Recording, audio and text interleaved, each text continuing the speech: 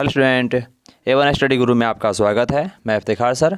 आज 12.1 का important question के बारे में बताने जा रहे हैं।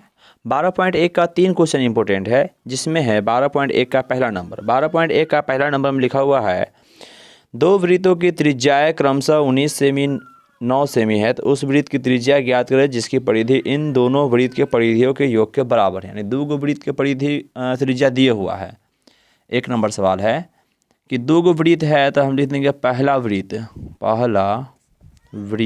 की त्रिज्या, पहला वृत्त की त्रिज्या, पहला वृत्त त्रिज्या मतलब आर का मान हमें दिया है 19 सेमी, ठीक है।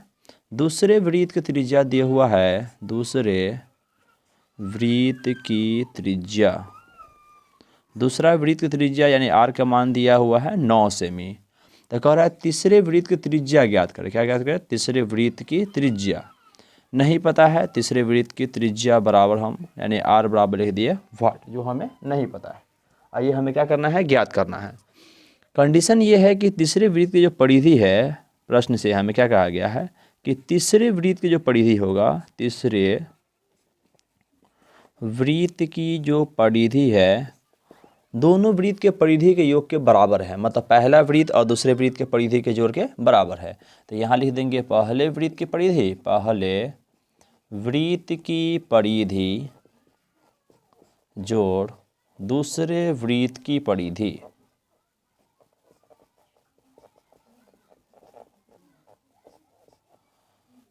वृत्त की परिधि का फॉर्मूला लिख देंगे। वृत्त की परिधि होता है पाई आर स्क्वायर, 2 पाई आर होता है। वृत्त की परिधि ये भी हो जाएगा 2 पाई आर, ये भी हो जाएगा 2 पाई आर। जिसकी त्रिज्या मालूम है उसका मान रखेंगे, नहीं मालूम है तो नहीं रखेंगे।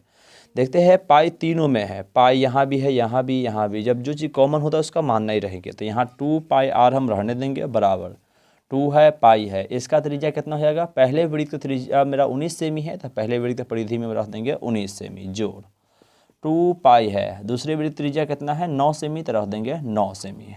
यहाँ 2 पाई आर ठीक है बराबर 19 दूना हो जाएगा आपको 38 पाई हो जाएगा जोड़, और 9 दूना हो जाएगा आपको 18 पाई।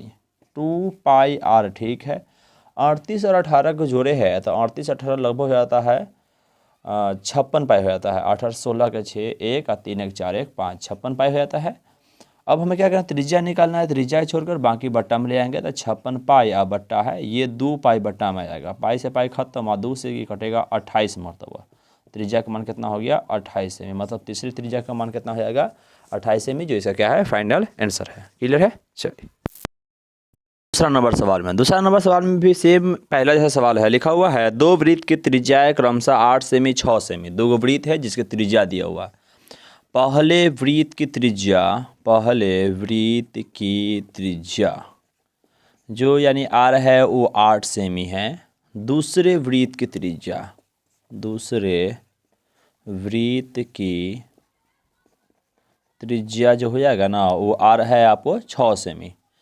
तो कह रहा है कि तीसरे वृत्त की त्रिज्या ज्ञात कर। तीसरे वृत्त की त्रिज्या ज्ञात करें जिसका क्षेत्रफल है ना इन दोनों वृत्त के क्षेत्रफलों के योग के बराबर है। यानी कि तीसरा वृत्त का जो क्षेत्रफल होगा, जिसका त्रिज्या हमें निकालना है, उसका जो क्षेत्रफल होगा इन दोनों वृत्त के क्षेत्रफलों के योग के बराबर होगा। हम क्या लिखेंगे? प्रश्न से कहा गया है कि तीसरे वृत्त का क्षेत्रफल, तीसरे वृत्त का क्षेत्रफल बराबर होगा। किसके बराबर होगा?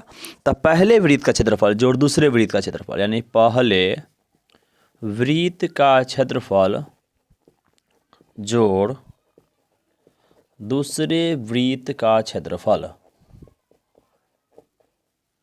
तीसरे वृत्त का क्षेत्रफल है, क्षेत्रफल का फॉर्मूला लगा देंगे पाई आर स्क्वायर। पहले वृत्त का क्षेत्रफल फॉर्मूला तो वही होता है पाई आर स्क्वायर। दूसरे वृत्त का क्षेत्रफल फॉर्मूला वही होता है पाई are square.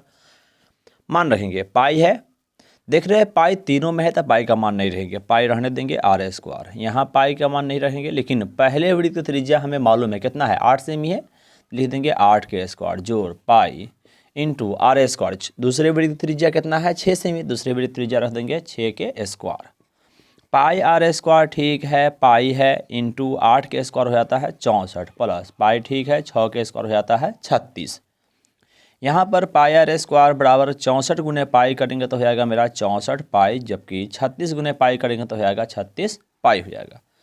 Pi are square बराबर 64 पाई प्लस 36 पाई है, तो यहाँ पाई आर स्क्वायर ठीक है, 64 और 36 हो जाता है 100 पाई। पाई से पाई खत्म हो जाता है, तो यहाँ बच जाएगा आर स्क्वायर बराबर हो जाएगा 100। स्क्वायर हटेगा तो रूट चढ़ेगा, तो रूट अंडर हो जाएगा 100। 100 का वर्गमूल कितना होता है 10 होता है, इसीलिए हो जाएगा तीसरे वृत्त का त्रिज्या कितना हो जाएगा 10 सेमी, जो इसका क्या है फाइनल आंसर है। क्लियर है।